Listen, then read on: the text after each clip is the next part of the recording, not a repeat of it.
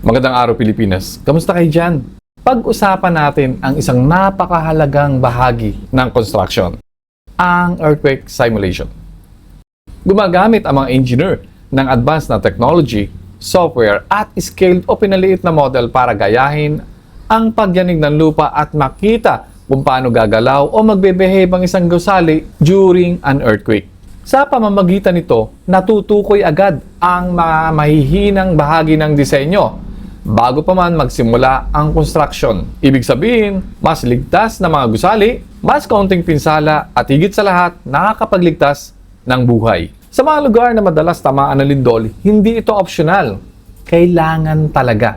Dahil nakakatulong ito sa mga architects at mga engineers na makagawa ng istruktura na makayanan ang mga pagyanig at sa ganon ay maprotektahan ang mga tao sa loob. Kaya sa susunod na makakita ka ng gusali, tandaan mo may maingat na pagpaplano at pagsusuri sa likod nito para sa kaligtasan ng lahat. Here at the House of Construction, build with us.